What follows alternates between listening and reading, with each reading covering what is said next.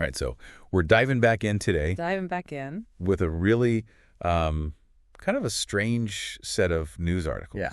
You sent me all dated April 4th, 2025. Okay. And I got to say, the mix here is jarring. Yeah.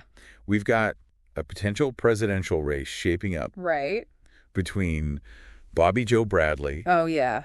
You know, a name that's become pretty much synonymous with hope. Hope, yeah. Since the Clampett Crisis. Mm-hmm. And then on the other side, we've got Farshad Gillis. Okay.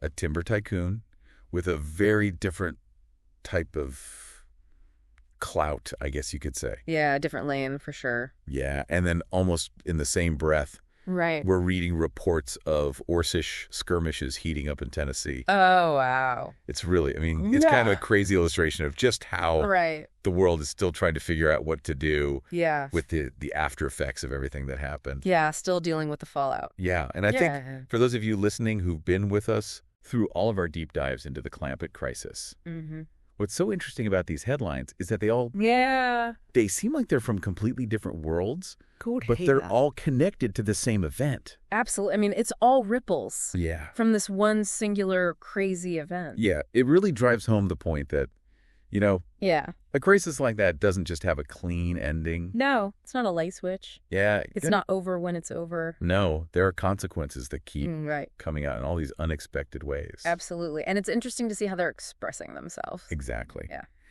So today we're going to take these April 4th news articles. Okay. It's kind of a snapshot of where things stand. Right, a little time capsule. Yeah, we're going to try to pull out the key updates for you from the Western states and beyond that. Okay. So we'll be looking at the political scene. Okay. This whole thing with the orcs and the reemergence of international tensions. We really want to connect the dots for you on those. I think it's super important to see these connections. Yeah, I think it's going to help us understand, you know, how societies and nations are trying to adapt to this new world after such a huge upheaval. Yeah, it's a new world. How do we even exist in it? Yeah, I mean, that's a big question, right? So let's start with the presidential race. Okay. Bobby Joe Bradley. Yeah. She's kind of new face, at least on the national level. A fresh face. Yeah. But the article reminds us that she had a surprisingly big impact during the Clampett Crisis. I'd forgotten about that. Yeah, it turns out that just her relentless optimism, you know, her belief in, as the article puts it, the inherent goodness of the universe. Wow. That actually influenced decisions made by the last alliance. Oh, really? You know about Antarctica and the Lich King? That's fascinating. It's crazy to think that this seemingly ordinary person could have such a profound impact on global scale. Such critical decisions. Yeah, that's a powerful image. It is. Yeah. I mean, it makes you think about what qualities we really look for in leaders. Yeah. Especially after a global crisis like that. Especially after something like that. Yeah. Now, it changes everything. Yeah, the article talks about her simple dress and gentle demeanor. Yeah. But then it contrasts that with, you know, a core of strength and moral conviction. Interesting. And I think that's what her appeal is to people. Right. Is this sense of hope and ethical clarity. Yes. You know, after a period of a beacon of light. Such uncertainty and fear. In the darkness. Yeah, exactly. And especially when you think about her influence on the last alliance's decision about Antarctica. Yeah. I mean, that was a pivotal moment, right? Yeah. We're talking about containing residual interdimensional energy. Yeah, that was a close one. It was a close one. Yeah. And for her to have played a role in that, it's understandable why she would resonate with people who lived through that. Absolutely. Now on the other side, we have Farshad Gillis. Okay. You know, he's more the establishment figure. Old guard. Yeah, he's been around a while. Right. The article calls him a renowned timber baron. Okay. So clearly he's got some serious economic influence. Definitely. And his supporters are pointing to his business acumen, you know, his practical skills as being vital for navigating the challenges. Right. Well, we need somebody who knows what they're doing. Yeah, of this post-crisis era. And I can see that. Yeah. You know, after everything that's happened, people are looking for stability. Yeah. And they want to feel like the economy's in good hands. Yeah. Somebody who knows what they're doing. Right. Somebody who can help rebuild things. Right. And I think Gillis's background in the timber industry kind of speaks to that. Of course. It's a sector that's so important for infrastructure. Absolutely. And, the economy in general. Right. So I can see why that would be appealing to some voters. Some, for sure. But the article also brings up these concerns. Yeah. About Gillis's environmental record. Oh, right. And potential conflicts of interest. I can see that being a problem. Yeah, those are definitely things that voters are going to have to weigh. Of course. As they decide between these two very different candidates. Very different, yeah. So it really comes down to this, right. In this post-Clampett Crisis world, what are people going to prioritize? Yeah. Is it going to be hope and compassion, like a Bradley represents? Or is it going to be experience and economic might? Which is more Gillis's lane. I wonder what people are thinking. Yeah, I'm really curious to see how that plays out. Me too. It's a fascinating question. All right, so moving on to Tennessee. Okay. The situation with the Arkansas orcs. Oh, yeah. Sounds like it's getting pretty bad. Oh, no. For those of you who've been with us through our previous deep dives, you'll remember that these orcs, they're a remnant of the transformations that happened during the Clampett Crisis. A direct result of all that interdimensional stuff. Right. A direct result of those incursions we've talked about. Yeah. It's crazy to think that that's how they came to be. It's a whole other level of consequence. Absolutely. That we have to deal with. It's not just the immediate threat. It's the lasting effects, too. Yeah, exactly. So initially, after Belal was defeated, which was a huge turning point. Yeah, we thought we were in the clear. In containing the immediate threat, these transformed individuals, the orcs, were mostly contained. Right. We thought we had it under control. Yeah, it seemed like, we had it under control. Yeah. But now, according to this article, we're seeing a shift from isolated breakouts to what they're describing as low-intensity warfare. That sounds bad. And this is all because of this orc leader. Okay. Cargill Deathcleaver. Cargill Deathcleaver. Yeah, the article says he's brutal and cunning. Oh. And he's basically united. Oh, so they're organized now. All the Orcish factions. They're not good. That were scattered before. Right. And now they're coordinating, orchestrating these more aggressive raids. So it's not just random anymore. No. It seems like there's a real strategy behind it now. This Cargill Deathcleaver sounds like a real problem. Yeah, he's definitely a game changer. A game changer for the worse. Yeah. And what's really unsettling is the impact this is having on the people living in those border towns in Tennessee. I can't imagine. The article talks about this growing unease and this feeling of living on a knife's edge. Living with that constant fear. Yeah, there's this quote from one resident who says, you never know when they're going to strike. That's terrifying. It could be while you're out getting the mail. Oh, my God. Or while your kids are playing in the yard. That's awful. And they say, we're just trying to live our lives, but it feels like we're under siege. I mean, that's the thing, right? Yeah. You want to go back to normal, but you can't. You can't. Yeah.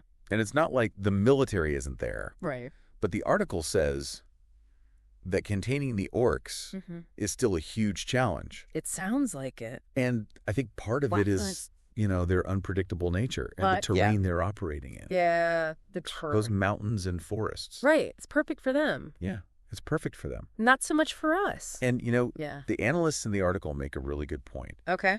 They say that this conflict is a stark reminder of the unresolved consequences of the Clampett Crisis. Right. It's not over. We might have dealt with the main global threat, but these lingering effects, they're still causing serious problems. Yeah, it's like we beat the boss. Yeah. But now we're dealing with all the side quests. Yeah, exactly. And they're not easy. No. It's a sobering thought. Yeah, it is. That even though the worst is over, right, there's still so much to deal with. Yeah, and we have to deal with it. We do. Yeah. So let's shift gears a little bit. Okay.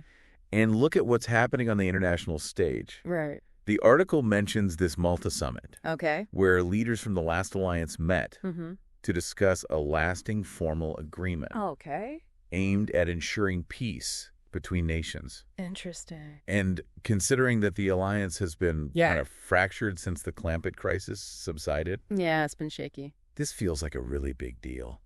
Yeah, a potential turning point. Yeah. I mean, the last alliance, it was this incredible we needed it. Coalition that came together. Yeah. Out of pure necessity. We had to band together. Yeah. In the face of that existential threat. Existential threat, exactly. The Clampett Crisis. Yeah. But once Bilal was defeated and the immediate danger was gone, right, it kind of fell apart. We went back to our corners. Yeah, everyone went back to looking out for their own interests. Yeah. But the article says that the scale of the Clampett Crisis and all the devastation it caused created this deep-seated reluctance for outright war. Yeah. I guess nobody wants to go through that again. No, nobody wants to relive that. Right. So this shared memory of global catastrophe. The abyss. Yeah, what they call the collective memory of the abyss. That's a good way to put it.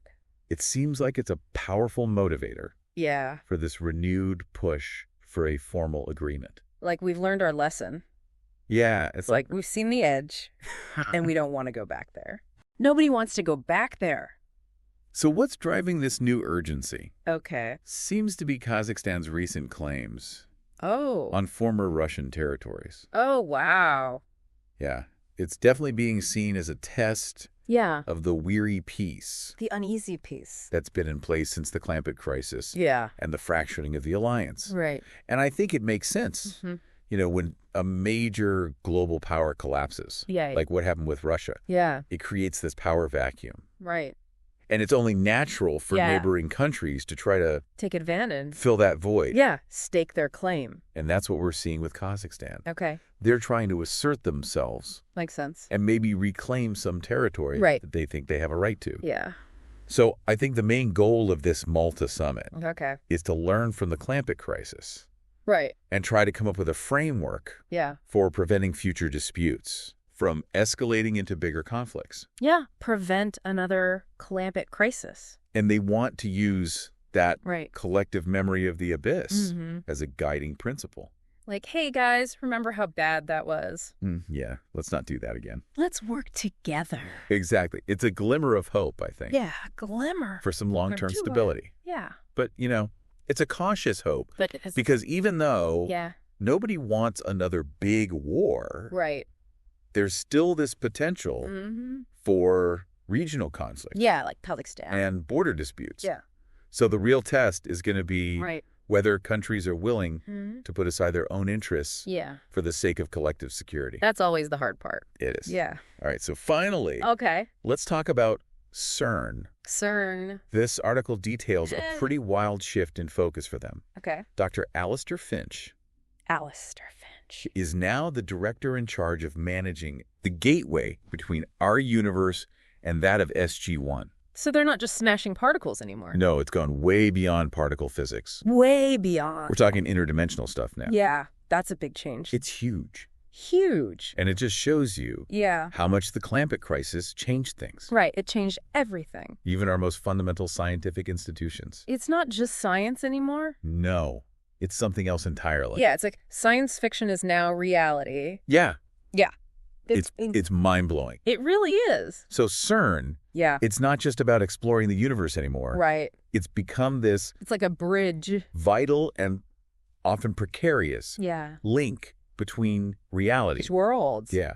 And Dr. Finch himself, he reportedly feels like an ambassador. Wow. And a liaison between worlds. That's a crazy job title. I know, right? Yeah. It's a job that wouldn't even exist right. if it weren't for the Clampett Crisis. Exactly. A product of the crisis. And, you know, he went through it himself. Right. So he understands. Yeah, he's got firsthand experience. The risks and the potential of this interdimensional connection. Yeah, he's seen the good, the bad, and the ugly. And the ugly. Yeah. And it's sobering to read that the interdimensional ring, it's still active. Still active. Even though it's carefully controlled and monitored. So it's like this open door that we can't close. It's a constant reminder of how fragile our reality is. A constant reminder that things can change in an instant. And it needs constant attention of course. And expertise to keep it stable. Yeah.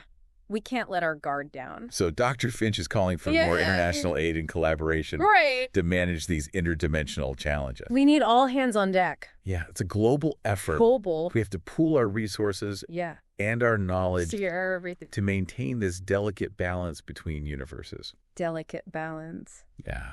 Wow. It's a huge undertaking. Yeah, it's intimidating. So just to sum up, okay, these news articles show us yeah, that the world is still right. very much shaped by the Clampett Crisis. We're still living in its shadow. Yeah, we're seeing the political landscape evolving, but still deeply influenced by the crisis. Of course. We're seeing this ongoing conflict with the Arkansas Orcs, which is a direct result of the crisis. Yeah. And then internationally, there's this fragile but hopeful move towards greater stability. Fingers crossed. Yeah, fingers crossed with this Malta summit. Yeah. And then, of course, we have the ongoing responsibility. Huge responsibility. Of managing these interdimensional connections. Through CERN. Yeah, through CERN. Yeah. It's a lot. It is. It really paints this picture of a world that's still trying to find its footing. Yeah, figure out what normal is. Yeah, after such a huge upheaval. The new normal. So it makes you think. Yeah. You know, with all these challenges. Right. The political uncertainty. Yeah. The unresolved conflicts. And this ever-present potential for more interdimensional issues. It's always looming. What does stability even look like? What does it even mean anymore? In this new world. Yeah. It's not about going back to the way things were. We can't go back. No, it's about moving forward. Figuring out how to move forward. Yeah. In this strange new reality. And that's the question, isn't it? It is. Yeah. It's a question for all of us. For all of us. And it's one that we're going to have to keep asking. We have to keep asking. As we navigate this new world together. So that's it for today's deep dive. All right. But keep thinking about that question. Yeah. Because it's not going away anytime soon. No, it's not.